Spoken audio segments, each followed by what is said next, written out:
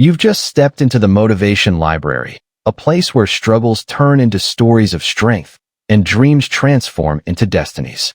Every book is a path, every chapter a step forward. Today, we walk a new path. Let's begin. Preface. I didn't write this book from an ivory tower, sipping coffee and preaching theories I never lived. I wrote this with scarred hands, a bruised heart, and a soul that knows what it means to break.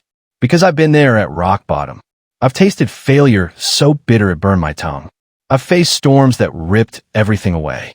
I've stood in the ruins of a life I thought was unshakable, staring at the dust, asking myself, is this it? Is it over? But it wasn't over. What I discovered in that darkness is something I'm about to share with you.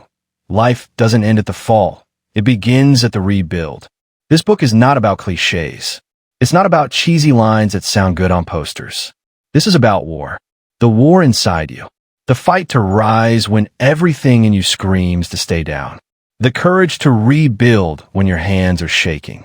The fire to believe that what you lost is not the end, but the beginning. Inside these chapters, you'll walk with me through the fall, the storm, the scars, and the comeback. You'll see how rock bottom can become solid ground. How storms can shape unshakable strength. How broken pieces can be rebuilt into something far more powerful than before. This isn't just a book. It's a mirror. It's a blueprint. It's a battle cry. For the fighter in you who refuses to quit. For the dreamer in you who still believes. For the warrior in you who knows, I was not built to break. So if you've fallen, if you've failed, if you've been crushed, welcome. You are exactly where this book was meant to find you. Because this isn't the end of your story. This is the chapter where you rise and rebuild. Chapter 1. The fall before the rise. Every great story begins in the shadows. Before there is light, there is darkness. Before victory, there is defeat. Before rebuilding, there is always a collapse. We often look at successful people, the leaders, the athletes, the entrepreneurs, the survivors, and only see their after picture. We admire the polished outcome, the rebuilt life, the shining achievements, and the unshakable confidence. But what we don't see often enough is the part where they fell apart, the chapters where they lost everything, doubted themselves, or stood on the edge of quitting. The truth is, every rise is born from a fall. Think about the phoenix, a symbol from ancient mythology. It doesn't simply live forever in beauty and strength. It burns, crumbles into ashes, and only then does it rise again, brighter and stronger than before. That is not just mythology, it's life itself. Rock bottom, the unwanted teacher. Hitting rock bottom is not glamorous. It hurts. It shakes the ground beneath your feet. It leaves you questioning your worth, your future, and sometimes even your identity. Yet, paradoxically, it is in those lowest moments that the seeds of the greatest comeback are planted. When you have nothing left to lose, you are finally free to rebuild without fear. When the old walls have crumbled, you can design a stronger foundation. When a storm has passed, you see more clearly what truly matters. Every empire that was rebuilt after being destroyed stood taller, stronger, and more fortified. The same applies to our lives. Failure is not the end. It is the reset button that life gives us when it knows we are capable of more. But why does the fall matter so much? Because it strips away illusions. It reveals truth. It humbles us. And humility is the soil where growth takes root. Stories of falling before rising. History and life are filled with stories of people who only discovered their true strength after falling. Abraham Lincoln lost multiple elections, faced business failures, and battled depression before becoming one of the most remembered U.S. presidents. His setbacks carved the resilience that shaped his leadership. Oprah Winfrey was fired from her first television job and told she was unfit for TV. Today, she's a media giant who transformed pain into a platform that inspires millions. Thomas Edison failed thousands of times while inventing the light bulb. His response? I have not failed. I've just found 10,000 ways that won't work. J.K. Rowling wrote Harry Potter as a struggling single mother, rejected by multiple publishers. Today, her books have sold hundreds of millions of copies. What do these stories have in common? They remind us that failure is not final. Falling doesn't define you. Staying down does. The psychology of falling. When life knocks us down, our first instinct is to resist, to deny, to blame. We ask, why me? Why now? But what if the fall was never a punishment? What if it was preparation? Psychologists often talk about post-traumatic growth, the phenomenon where people emerge from challenges stronger, wiser, and more resilient than before. Struggle forces us to confront our weaknesses, reevaluate our priorities, and dig deeper into our hidden strength. The fall teaches lessons that comfort never could.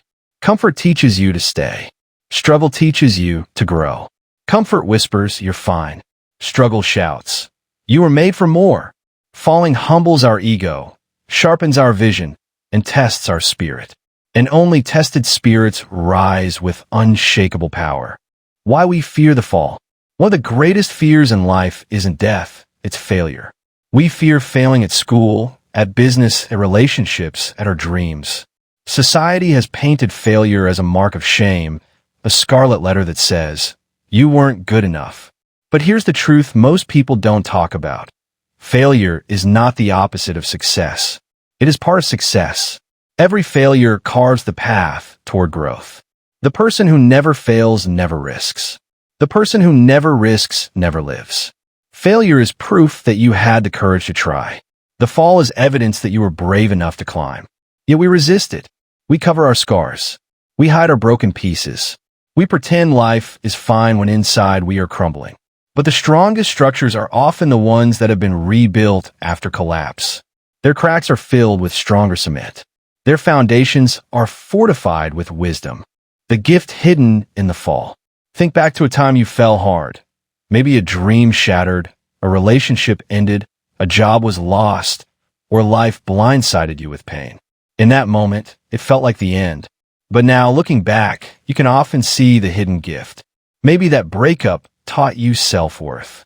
Maybe losing that job pushed you into a better career. Maybe failing that exam forced you to finally take life seriously.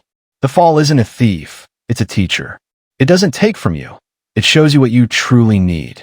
When you're stripped of everything familiar, you're finally free to build the life you were meant to live, not the one you were settling for. Reframing rock bottom. Rock bottom is not the place where life ends. It's the place where a new life begins. It's the foundation upon which you can rebuild something stronger. Imagine an old building that has been standing for decades. Its walls are cracked, its foundation shaky, its structure unsafe. What's the smartest thing to do? Tear it down, break it apart, clear the ground. Then, and only then, begin to build again. The same is true with us. Sometimes our old beliefs, our old habits, and our old ways of living are too weak to carry the greatness we're meant to hold. Life breaks them down so that we can rebuild, not weaker, but stronger. Rock bottom is not a grave. It's a construction site. The courage to begin again. Starting over is terrifying. It means letting go of the familiar, even when the familiar is broken. It means facing the unknown, risking again, believing again, daring again. But courage is not the absence of fear. It's the decision to move forward despite it. Every time you rise after a fall, your courage multiplies. Every scar becomes proof of survival. Every setback becomes a stepping stone. Remember this, the fall may break your bones, but the rise builds your wings. Real life comeback stories. Let's bring this closer to reality. Nelson Mandela spent 27 years in prison. Most would have been broken. He rose to rebuild not only his life, but also a divided nation. Steve Jobs was fired from the very company he founded. Years later, he returned to rebuild Apple into one of the most valuable companies in the world. Malala Yousafzai was shot for pursuing education. She not only survived, but rose to rebuild hope for millions of girls worldwide. These are not just stories of success. They're stories of rebuilding. They're stories of people who refused to let the fall define them. Closing words, from ashes to ascent. If you're reading this and you've fallen, or maybe you're falling right now, remember this, you are not finished. The pain you feel is not the end of your story. It's the beginning of your rebuild. The cracks in your heart are not weaknesses. They're openings for strength to flow in. One day, you will look back at this season of your life and say, "This is where I was broken, but this is also where I began to rise." The fall before the rise is not a curse. It's the greatest invitation life gives you. An invitation to grow, to rebuild, to discover the unstoppable version of yourself. So stand up, dust yourself off. The world is waiting for your rise, because your rebuild starts now. Chapter 2. Embracing rock bottom. Most people run from rock bottom.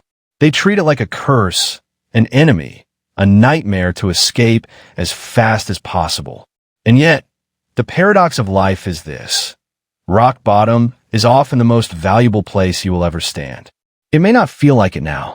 When you're lying awake at night, staring at the ceiling, replaying mistakes, counting losses, and wondering how you'll ever recover, rock bottom feels like the end of the road. But if you learn to embrace it, not resist it, not hate it, but embrace it, you'll discover it's the beginning of something far greater than you imagined. The nature of rock bottom. Rock bottom is not a physical place. It's an inner state. It's the season when life strips you of illusions and comfort, leaving you face to face with your raw, unfiltered self. It looks different for everyone. For some, it's financial collapse, losing a business, drowning in debt, wondering how to pay the bills. For others, it's emotional, heartbreak, betrayal, or loneliness that cuts deeper than any knife. For many, it's spiritual, feeling lost, disconnected, or questioning the meaning of existence. But no matter how it arrives, rock bottom has one universal trait. It makes you confront who you really are. Why we avoid rock bottom? Most people fear rock bottom because it forces honesty. It removes excuses. At the bottom, there is no hiding behind status, money, or reputation. It's just you, and that scares us. We avoid silence because silence forces us to hear our own thoughts. We avoid stillness because stillness forces us to face our pain. We avoid rock bottom because it feels like failure written in bold letters. But here's the hidden truth. Rock bottom is not failure. It is feedback. It's life saying, this version of you cannot take you where you're meant to go. Something must break so something greater can be built. Famous rock bottom moments. History's greatest comebacks were forged in the furnace of rock bottom. Howard Schultz, the man behind Starbucks, grew up in poverty. Rock bottom taught him empathy, and later, his vision created a company built on community and connection. Michael Jordan, often considered the greatest basketball player, was cut from his high school basketball team. Rock bottom ignited his relentless work ethic. Colonel Sanders was rejected over 1,000 times when pitching his fried chicken recipe. His rock bottom came in his 60s, but embracing it led to one of the biggest fast food empires in the world. These aren't just stories of luck. They're stories of people who stopped running from rock bottom and started using it as the place to gather strength. The power of acceptance. The first step in embracing rock bottom is acceptance. Not denial, not pretending, not blaming. Acceptance. Acceptance doesn't mean you like where you are. It doesn't mean you stop dreaming. It means you face the reality without illusions. Yes, I lost a job. Yes, my heart is broken. Yes, I failed this time. Why is this powerful? Because you cannot rebuild what you refuse to acknowledge. Denial delays healing. Acceptance accelerates it. When you say, this is my rock bottom, and I'm owning it, something shifts inside you. The fear begins to loosen. The shame begins to dissolve, and you begin to see the cracks in the darkness where light can enter. Lessons from the bottom. Rock bottom teaches lessons no book, no lecture, no mentor can. 1. You don't need as much as you thought. When everything is stripped away, you realize how little you actually need to survive. This simplifies life. 2. You're stronger than you imagined. Rock bottom tests you, and in surviving, you discover strength you never knew existed. 3. People reveal themselves. In your fall, you see who leaves, who stays, and who truly cares. 4. Pain is a compass. The discomfort points you toward the areas of your life that demand change. 5. Every ending is a beginning. At the bottom, old chapters close. But this is where the blueprint of your new life begins to unfold. Rock bottom as a teacher. When you change your perspective, rock bottom transforms from a graveyard into a classroom. It teaches humility. You're not invincible. It teaches resilience. You can survive what once seemed unbearable. It teaches gratitude. When you've had nothing, even small blessings shine bright. It teaches clarity. You learn to separate what is essential from what is trivial. The bottom is a mirror, and what you do when you see your reflection determines who you become. Embracing the pain. Pain is not your enemy. Pain is your instructor. Think about working out. Muscles don't grow without stress. The very pain you feel in exercise is the signal of growth. Rock bottom works the same way. It stretches your soul. When you embrace the pain instead of resisting it, you stop asking why me and start asking what is this teaching me? That single question shifts despair into direction. The beauty of starting fresh. One of the gifts of rock bottom is the chance to start with a blank page. When everything is stripped away, you're no longer bound by the expectations of others. You can rebuild your life according to your values, your passions, your vision. It's like a forest fire. At first, destruction seems total. But in time, the ashes become fertile soil for stronger, healthier growth. Rock bottom clears the clutter so that your rebuild can be authentic. Practical steps to embrace rock bottom. Here are ways to not just survive, but truly embrace rock bottom. 1. Own your story. Stop running from it. Journal it. Speak it. Admit it. This is where healing begins. 2. Detach from comparison. Stop looking at others' highlight reels. Everyone's journey is unique. 3. Simplify. Focus only on essentials, your health, your mindset, your daily habits. 4. Ask better questions. Replace why me with what now. 5. Celebrate small wins. At the bottom, even small steps forward are victories. The rise hidden in rock bottom. Here's the paradox. The bottom is the place closest to the rise. When you're down, the only direction left is up. When you're empty, you become open to receiving. When you're broken, you become ready to be rebuilt. Rock bottom is not your end, it's your turning point. It's the doorway to transformation. Closing words, loving the lowest point.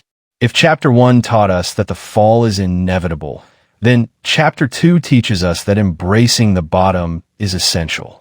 Don't rush out of it. Don't curse it. Don't waste it. Lean into it. Learn from it. Listen to it. Because one day, you will look back and realize that rock bottom was the place where your greatest strength was born. It was the furnace that forged your character. It was the chapter that prepared you for the rise to come. Rock bottom doesn't destroy you. It defines you. And once you embrace it, nothing and no one can stop your rebuild. Chapter 3. The power of starting over. Most people fear starting over. They see it as proof they've failed, as evidence that they wasted years, as shame that they couldn't get it right the first time. But here's the truth nobody tells you. Starting over is not weakness. It's power. It means you're refusing to stay stuck in a life that no longer fits. It means you're brave enough to erase and rewrite. It means you'd rather rebuild than rot. Starting over is not the end of your story. It's the plot twist that makes the story unforgettable. The illusion of security. Why do so many people stay in broken jobs, broken relationships, or broken dreams? One word, comfort. Comfort whispers, stay. At least you know what to expect. Don't risk it. Don't start fresh. But comfort kills more dreams than failure ever will. You can't rebuild while clinging to ruins. You can't create a masterpiece while holding on to a broken sketch. To rise, you must let go. Security is often an illusion. The job that feels safe can vanish with one email. The relationship you think will last forever can collapse in a single argument. The dream you thought was stable can crumble overnight. So why fear starting over, when in truth, every single day is a reset button? Starting over means freedom. When you start over, you cut the chains. You're no longer bound by who you used to be, by the labels people gave you, by the mistakes that haunt you. You get to say, I'm not my failures. I'm not my past. I'm not the same person I was yesterday. That's freedom. And freedom is power. Some people spend their whole lives stuck in cages. Cages built from fear, guilt, and comfort. Starting over is the moment you break the lock and step out. The myth of wasted time. One of the biggest lies people believe is, if I start over, I wasted all those years. No, you didn't waste them, you trained. Every heartbreak, every mistake, every failure was a lesson. Those years built your resilience, sharpened your vision, and toughened your skin. You didn't waste time, you invested in wisdom. Imagine a fighter training for years, but losing early matches. Did he waste time? No, he was preparing for the title fight. Your past wasn't wasted. It was preparation for the rebuild. Stories of powerful restarts. The world remembers comebacks more than smooth journeys. Steve Jobs got fired from Apple, the very company he created. Most would have quit. He started over with Pixar and Next, then returned to Apple and rebuilt it into one of the most iconic companies in history. Vera Wang failed as a figure skater and journalist. She started over at age 40. Today, she's one of the most successful fashion designers alive. Robert Downey Jr. hit rock bottom with addiction and arrests. He started over, rebuilt his life, and became Iron Man, the role that defined a generation of movies. They prove one thing: starting over doesn't make you late. It makes you legendary. Why most people don't start over? Here's the brutal truth.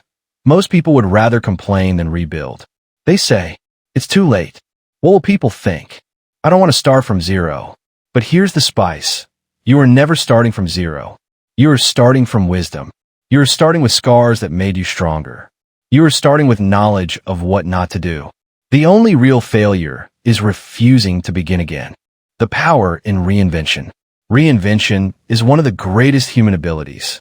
Caterpillars don't stay crawling forever. They transform into butterflies. Snakes shed their skin. Trees lose their leaves only to bloom again. Nature itself screams, you are allowed to change. So why do humans resist it? Because change is uncomfortable. Reinvention means people might not recognize you anymore. But that's the point. You're not here to be who you were. You're here to be who you're becoming.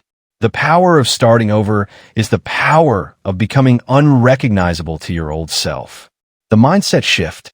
To embrace starting over, you need one crucial mindset shift. Stop seeing endings as losses and start seeing them as launches. Losing a job? That's the launch pad to build your business. Losing a relationship? That's the launch pad to discover self-love. Losing a dream? That's the launch pad to create a bigger one. Life doesn't close doors to punish you. It closes doors because the hallway ahead is better. The spicy truth: people will talk. Yes, people will talk. They'll say you failed. They'll laugh when you restart. They'll doubt your rebuild. Let them, because when your rise begins, those same people will either clap or go silent. And either way, you'll be too busy winning to care. Remember this: the critics never build empires. They only comment on them. Practical keys to starting over. 1. Burn the old script. Stop replaying what should have been. Write a new story. 2. Start small, think big. Don't pressure yourself to rebuild overnight. Begin with one brick, one habit, one decision. 3. Surround yourself with builders. Don't share your fresh start with people who live in the past. Find fellow risers. 4. Redefine success. Maybe it's not money or fame anymore. Maybe success is peace, freedom, joy. Own your definition. 5. Be patient but relentless. Starting over takes time, but if you keep swinging, the walls will fall. Starting over at any age. One of the most dangerous lies is, I'm too old to start again. Colonel Sanders started KFC at 65. Grandma Moses began painting at 78. Nelson Mandela became president at 75. If you're still breathing, you're not too old. The graveyard is full of people who wish they had more time. Don't waste the time you have convincing yourself it's too late. Closing words: the fire of fresh starts. Here's the spicy truth. Starting over is not a setback. It's a weapon. It makes you unpredictable. It makes you unstoppable. It makes you dangerous to anyone who doubted you. Every time you restart, you sharpen your edge. Every time you rebuild, you add another layer of strength. Every time you rise from the ashes, you burn brighter than before. So don't fear the reset. Don't fear the blank page. Don't fear the whispers of critics. Fear only this, staying the same when life is begging you to rise. Because starting over is not the end. It is the most powerful beginning of your life. Chapter 4. Breaking Chains of Fear. Fear, that four-letter word that has stolen more dreams than failure, poverty, or rejection ever could. People don't stay stuck because they aren't talented. They don't stay stuck because they don't have opportunities. They stay stuck because they are chained by fear. Fear of failure, fear of judgment, fear of loss, fear of the unknown. But here's the raw truth. Fear is a liar. It paints monsters that don't exist. It builds prisons without walls. It whispers, "What if?" until you stop moving. And unless you break its chains, you'll live your whole life at half your potential. The psychology of fear. Let's break it down. Fear isn't always bad. It was designed to protect us. Thousands of years ago, fear kept humans alive, alerting us to danger, sharpening our instincts, helping us survive predators. But in modern life, fear doesn't warn us about lions in the jungle. Instead, it paralyzes us in boardrooms, classrooms, and relationships. It stops us from raising our hand, sharing our ideas, taking the leap, or chasing the dream. Psychologists call this the amygdala hijack. Your brain reacts to discomfort as if it's life-threatening, even when it's not. Public speaking feels like death. Risking a business feels like stepping into a battlefield. But here's the shift. Fear is rarely a stop sign. It's usually a compass. The direction you fear most is often the direction where your greatest growth lives. The chains fear puts on you. Fear is clever. It doesn't always shout, it whispers, and its chains take many forms. 1. Fear of failure. What if I try and it doesn't work? 2. Fear of judgment. What will people say if I fall? 3. Fear of rejection. What if they don't accept me? 4. Fear of success. What if I rise and can't handle it? 5. Fear of the unknown. What if I leave my comfort zone and everything collapses? Each of these fears is a chain. And here's the cruel trick. Those chains aren't locked. They've been open all along. You just haven't stepped out of them. The raw truth, fear never leaves. Let me give it to you straight. You will never wake up one day completely fearless. That's a myth. The difference between the average and the great is not the absence of fear. It's mastery over fear. Courage is not the lack of fear. Courage is walking forward while fear screams in your ear. Think about it. Every athlete feels fear before the big game. Every speaker feels fear before stepping on stage. Every entrepreneur feels fear before launching something new. The great ones don't wait for fear to vanish. They move anyway. Stories of fear shattered. Rosa Parks was terrified when she refused to give up her bus seat. But her act of courage sparked a movement. Will Smith once said, "The best things in life are on the other side of fear." He jumped out of an airplane despite being terrified, and described it as the most liberating moment of his life. Nelson Mandela, who spent 27 years in prison, said, "I learned that courage was not the absence of fear, but the triumph over it." These stories remind us, fear is normal, but submitting to it is a choice. Breaking the chains. So how do you break free? Let's get practical. 1. Name your fear. You can't defeat what you don't define. Write it down. Speak it out. Drag it into the light. 2. Expose it to reality. Most fears are exaggerated lies. Test them. Face them. You'll often find the monster is smaller than you thought. 3. Act small, grow bold. Fear shrinks when you act, even in tiny steps. Want to conquer public speaking? Start with speaking to 5 people, then 20, then 200. 4. Reframe fear. Instead of saying, "I'm scared," say, "I'm excited." The physical sensations are almost the same. Your brain just labels them differently. 5. Make fear your fuel. When fear shows up, see it as proof you're on the right path. Fear means growth is near. The spicy truth about fear. Fear will either chain you or change you. If you let it chain you, you'll stay small, quiet, safe, and miserable. If you let it change you, You'll grow into someone you never imagined possible. Here's the spicy, uncomfortable truth. Most people don't fail because of lack of talent. They fail because fear kept them from even trying. The graveyard is the richest place on earth, filled with unwritten books, unstarted businesses, unsung songs, all buried under chains of fear. But not you. You're reading this because you're ready to break the chains. Daily fear-breaking habits. Here's how to practice courage until it becomes your lifestyle. Do one thing daily that scares you.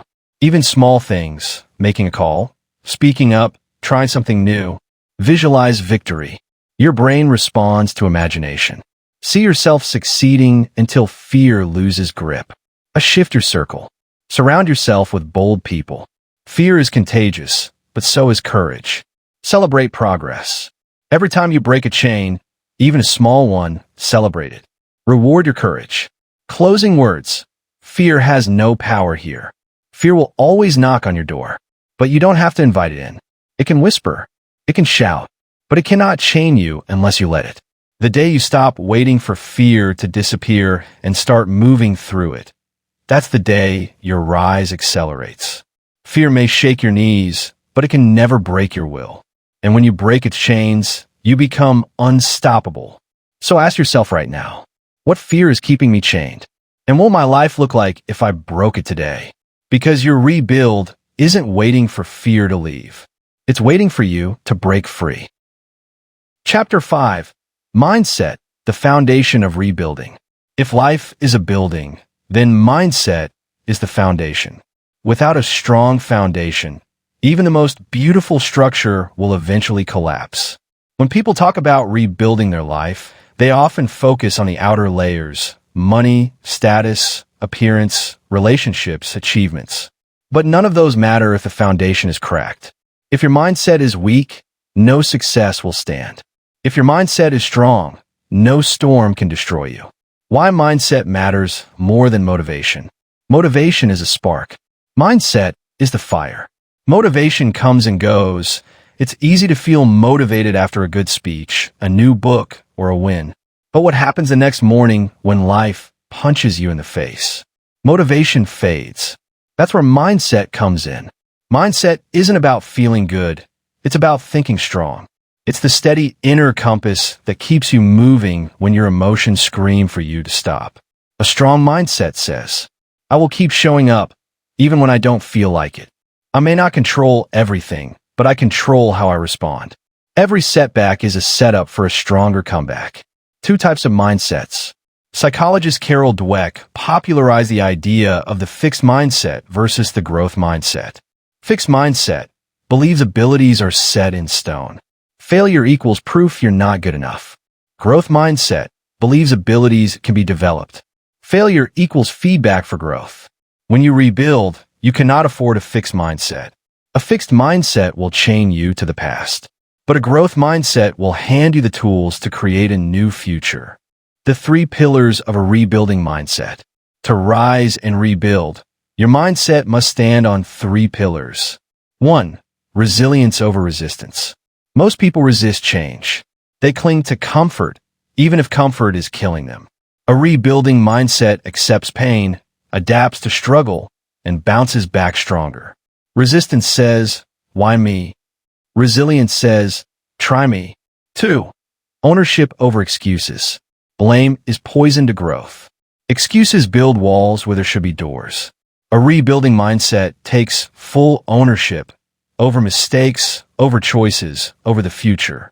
Excuses say, it wasn't my fault. Ownership says, I will take control from here. 3. Vision over circumstances. Circumstances can blind you, but vision allows you to see beyond your current mess. Vision is the mental picture of the life you're rebuilding, and it keeps you alive when your surroundings don't match your dreams. Yet, the power of inner dialogue. The most important conversation you'll ever have is the one you have with yourself. Say to yourself, I can't, and your brain will believe it. Say to yourself, I'll try, and your brain will prepare. Say to yourself, I will, and your brain will fight for it. Your thoughts shape your reality. Change your language, and you'll change your life. Mindset training, daily practices. Here are some tools to strengthen your mental foundation. 1. Morning reframes. Start the day by reframing a challenge into an opportunity. I don't have to go to work. I get to build my dream through today's work. 2. Gratitude discipline. Write 3 things you're grateful for every night. Gratitude rewires your brain toward possibility. 3. Failure journaling. Instead of fearing mistakes, record them and write what you learned. This turns failure into a teacher. 4. Visualization. Spend 5 minutes daily imagining your rebuilt life with detail. What you see, hear, feel. Your brain starts working toward it unconsciously. 5. Mental diet. Guard your mind from negativity. Reduce toxic media, conversations, and self-talk. Feed your brain what builds, not what breaks. The spicy truth. Mindset is a choice. Here's the harsh truth. Your mindset is nobody's responsibility but yours. Yes, life hit you. Yes, people betrayed you. Yes, circumstances were unfair. But rebuilding begins the moment you stop waiting for life to be fair and decide to be fierce anyway. You can't control the storm, but you can control your sail. You can't control the earthquake, but you can rebuild on stronger ground. Mindset is choosing growth when excuses are easier. It's choosing hope when despair feels natural. It's choosing faith in the middle of uncertainty. Closing words. Build the foundation first. If your foundation is weak, your rebuild will crumble. But if your foundation is unshakable, nothing, no failure, no rejection, no fear can tear you down. So, before you chase success, chase mindset. Before you build the house, lay the bricks of belief, resilience, ownership, and vision. Because when your mindset is right, your future is unstoppable. Chapter 6. Turning pain into purpose. Chapter 6. Turning pain into purpose. Pain is life's most brutal teacher. It doesn't ask for permission. It doesn't knock on your door politely. It storms in, flips everything upside down, and leaves you broken on the floor. At first, pain feels like punishment. But later, if you choose to see differently, pain reveals itself as a gift. Because pain is not here to destroy you. It's here to redirect you. Pain is a wake-up call. Think about it. Nobody changes when they're comfortable. Nobody grows when life is easy. You don't start rebuilding your life while everything is smooth. You rebuild when everything shatters.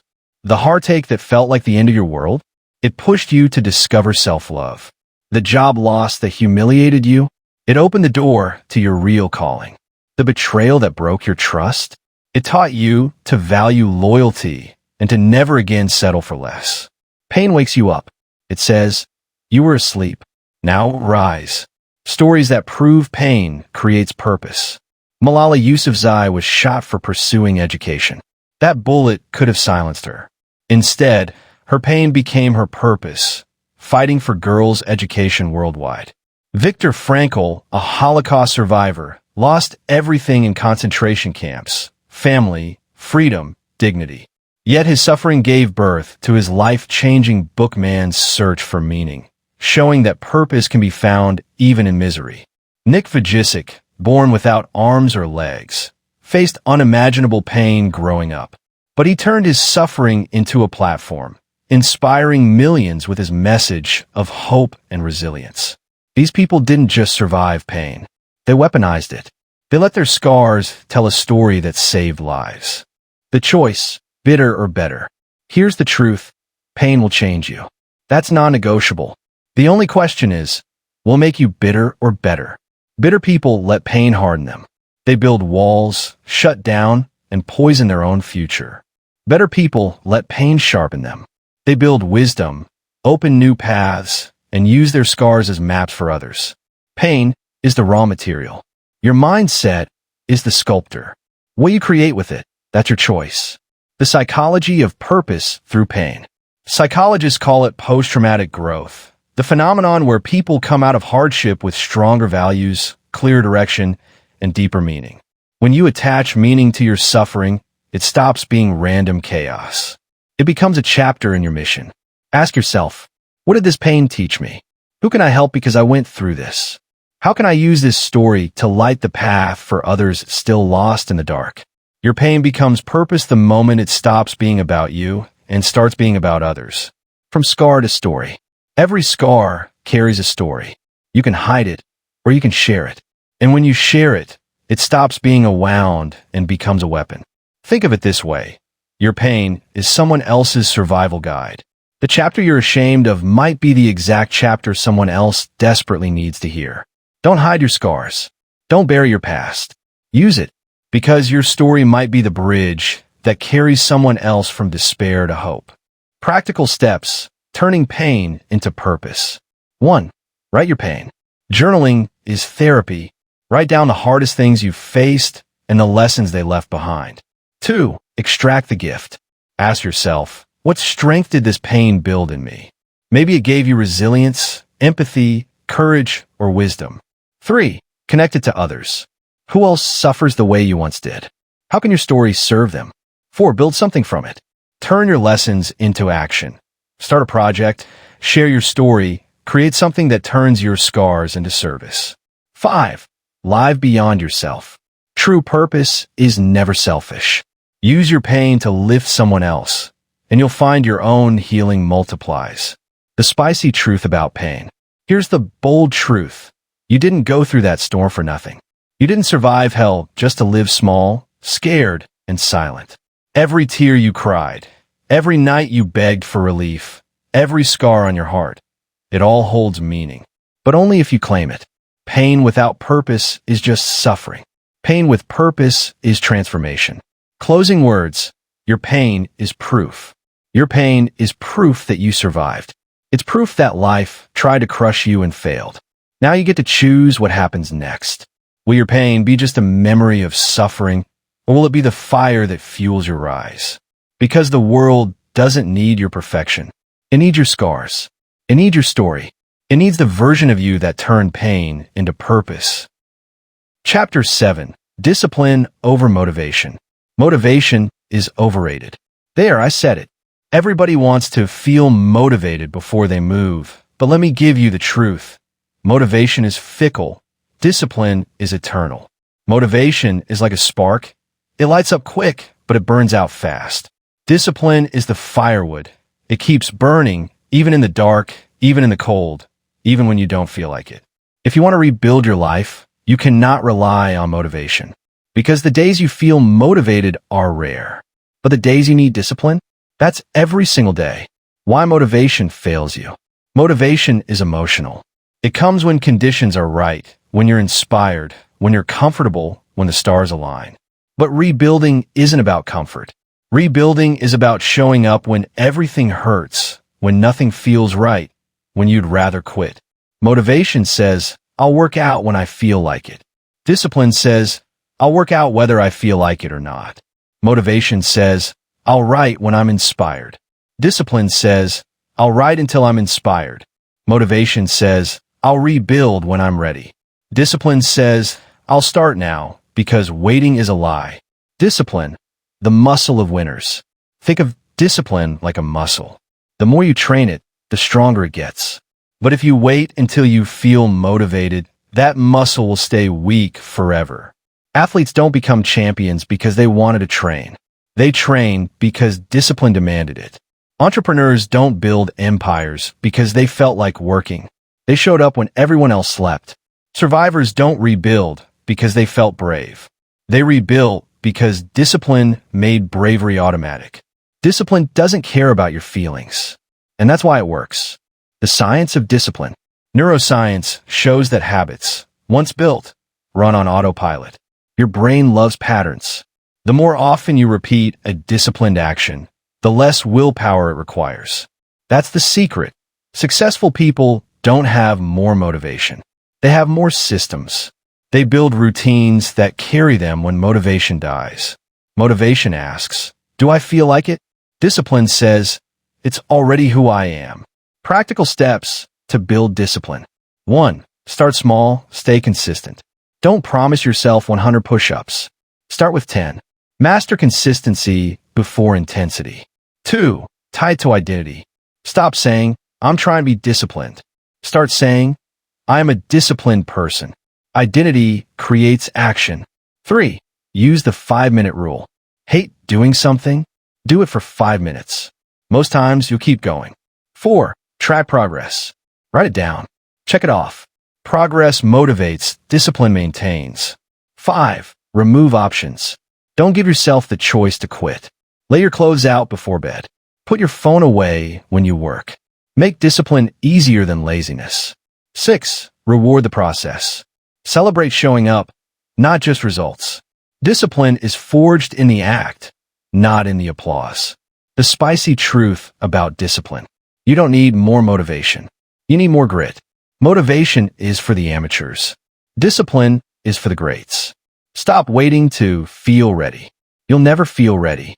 Stop waiting to feel motivated. You'll never stay motivated. Start deciding to act regardless of feelings. That's discipline. Because discipline doesn't care if you're tired. Discipline doesn't care if you're scared.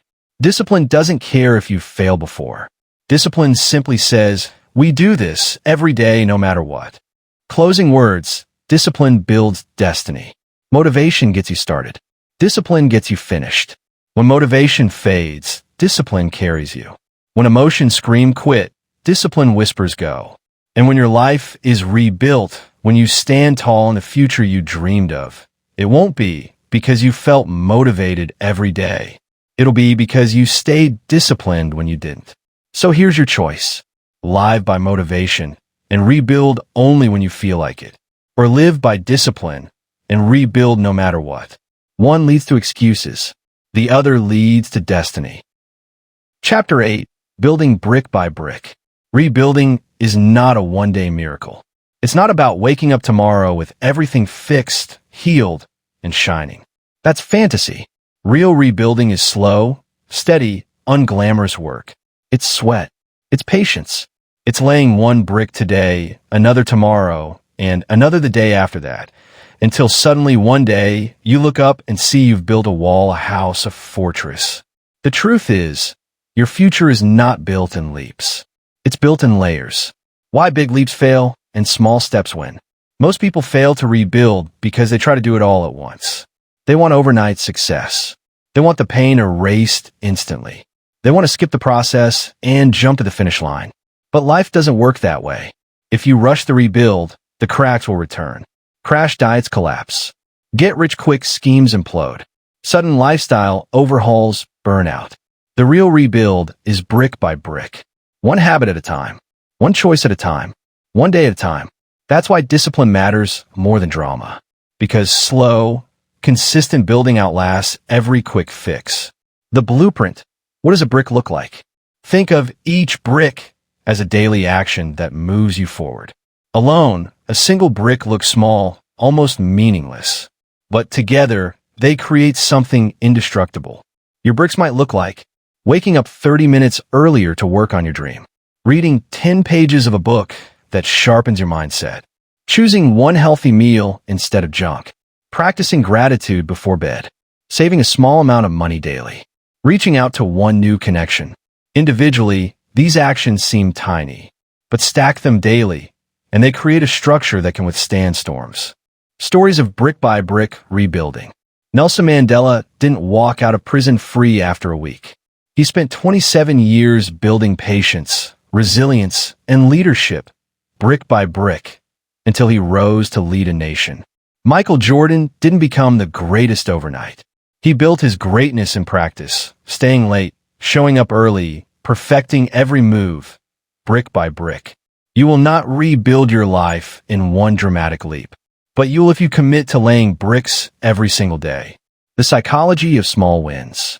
Psychologists call it the compound effect. Small actions, repeated consistently, lead to massive long-term results. Save $5 daily, $1,825 a year. Read 10 pages daily, 12 to 15 books a year. Exercise 20 minutes daily, hundreds of hours of health invested yearly. Small doesn't stay small. Small compounds. And here's the magic. Small wins create confidence. Each brick laid gives you proof that you're capable. That proof fuels belief. And belief fuels momentum. Practical steps.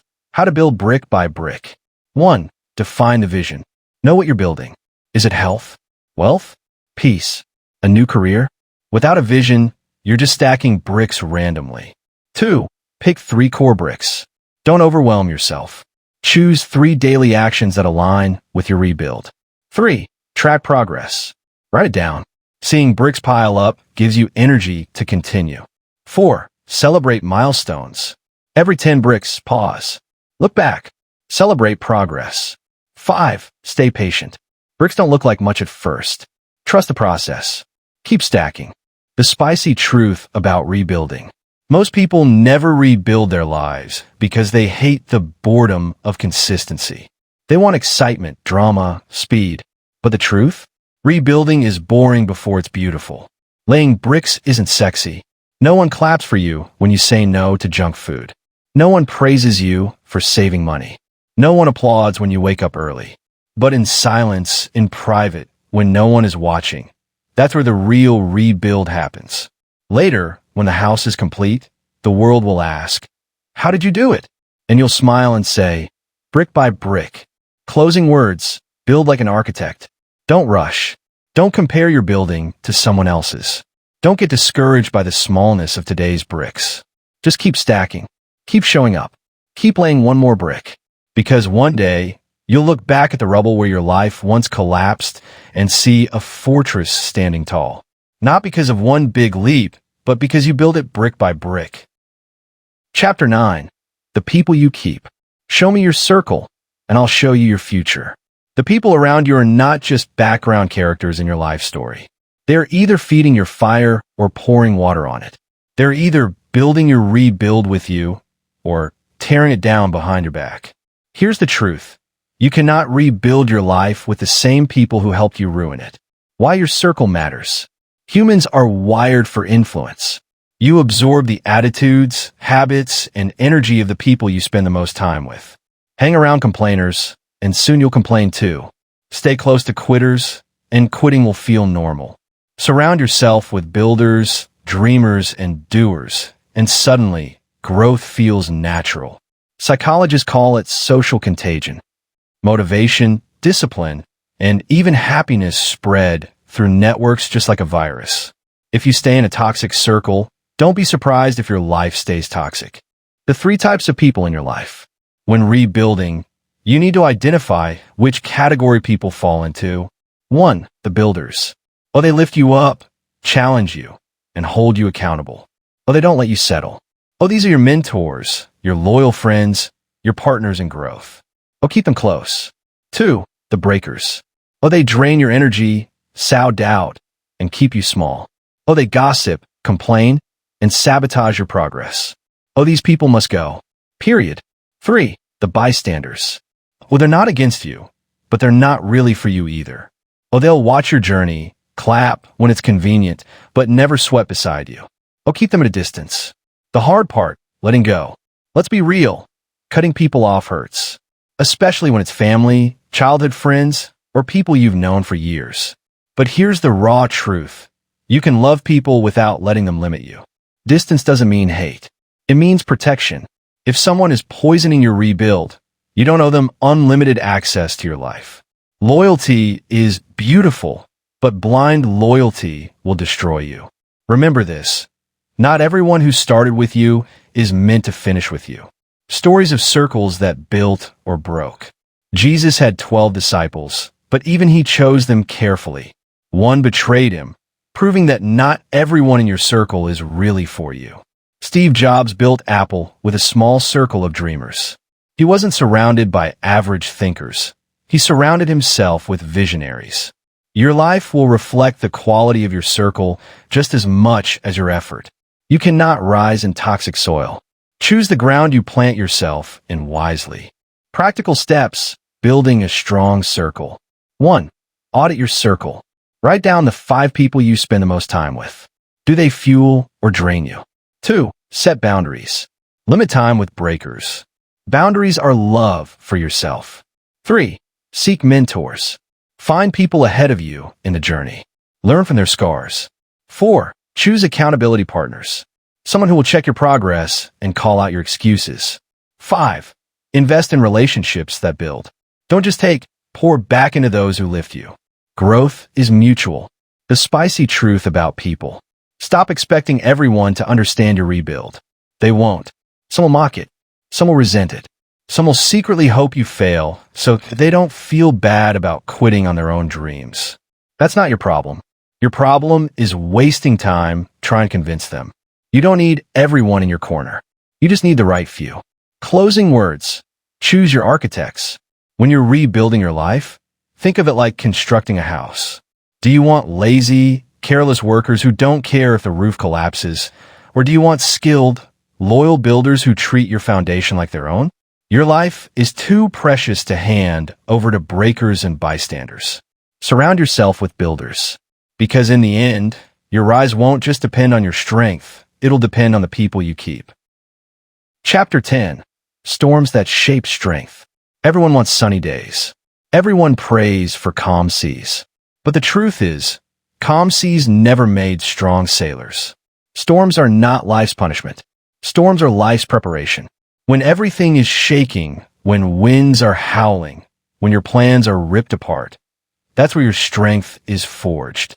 That's where your character is tested. That's where the weak quit and the strong are born. The nature of storms. A storm doesn't ask for your permission. It doesn't wait for your schedule.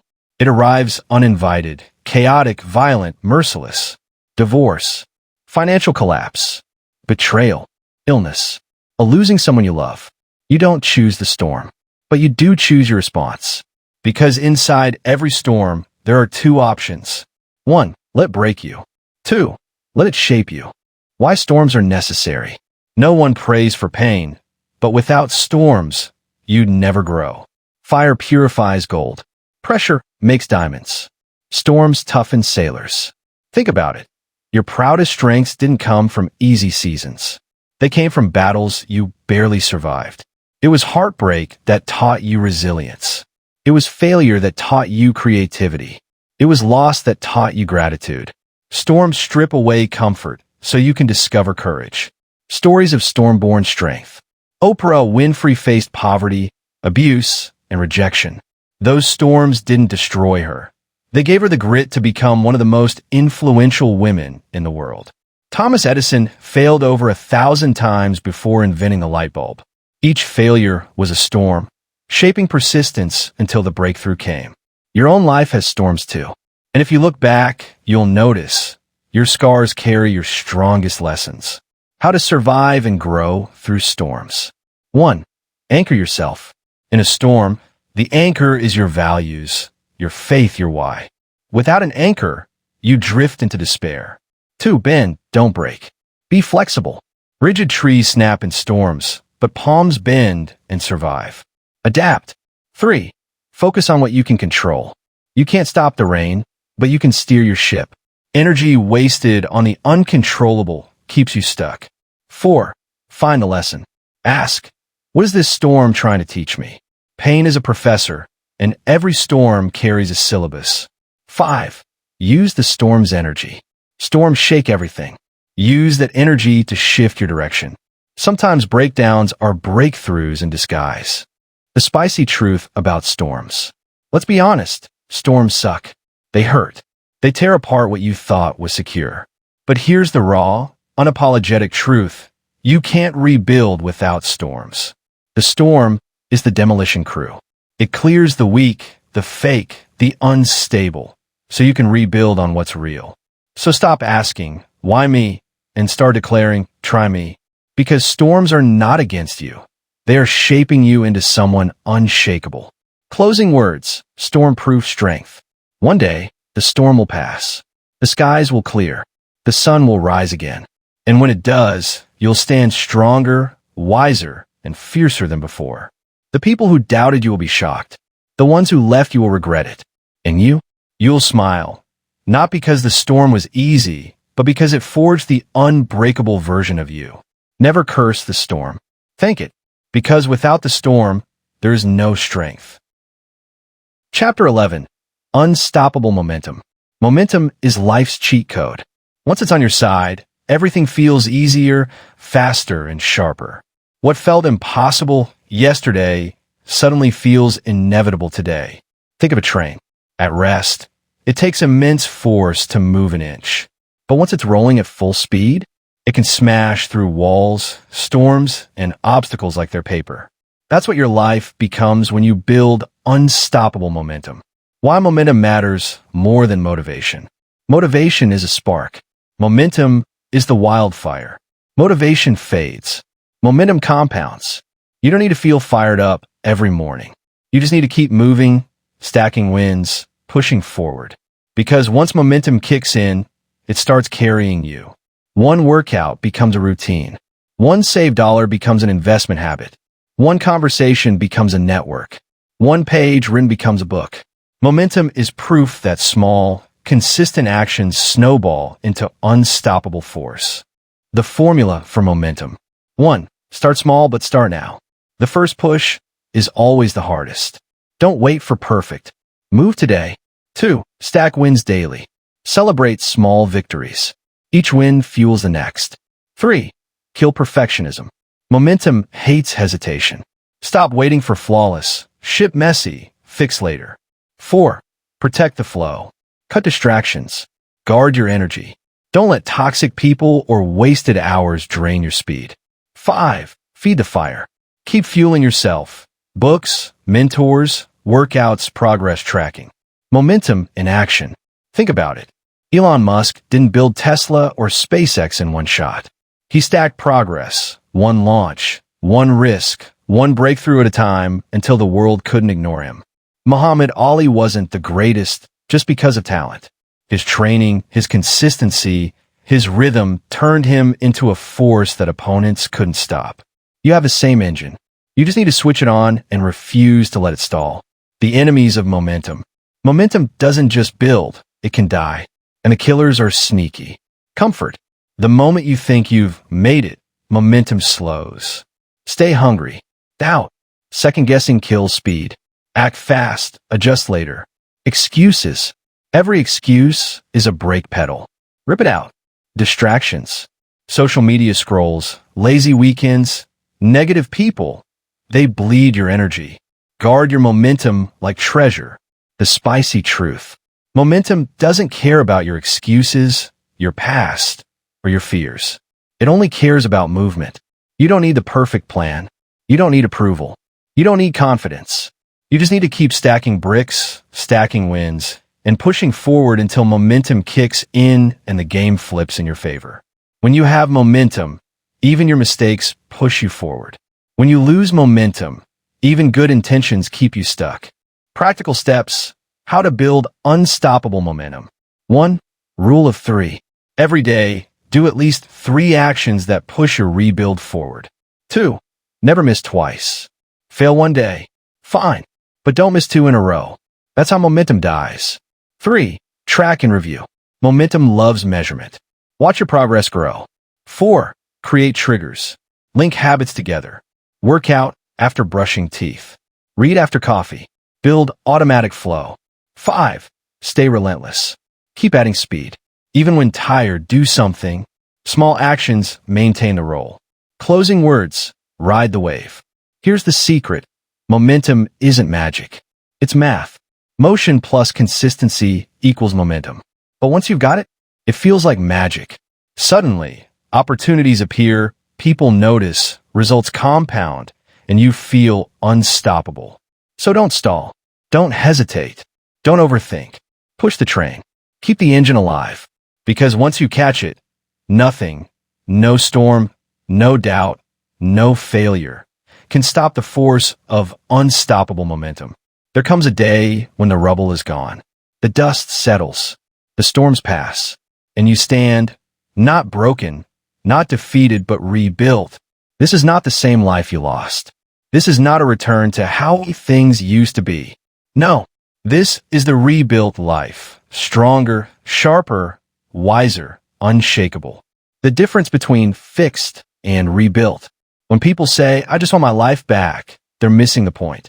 The life you lost was built on cracks. That's why it collapsed. The rebuilt life is not a patch-up job. It's a fortress. Old life, fragile confidence. Rebuilt life, unshakable self-belief. Old life, chasing validation. Rebuilt life, creating value. Old life, controlled by storms. Rebuilt life, forged by storms. You're not living a repaired life. You're living a reborn one. Let's elaborate some more. Signs you're living the rebuilt life. 1. Peace over chaos. You no longer chase noise. You protect your peace. 2. Discipline over motivation. You don't wait to feel like it. You do it anyway. 3. Growth over comfort. You crave challenges because you know they sharpen you. 4. Purpose over excuses. Your why drives you harder than any obstacle can stop you. 5. Faith over fear. You trust the process, the storm, and yourself. How it feels.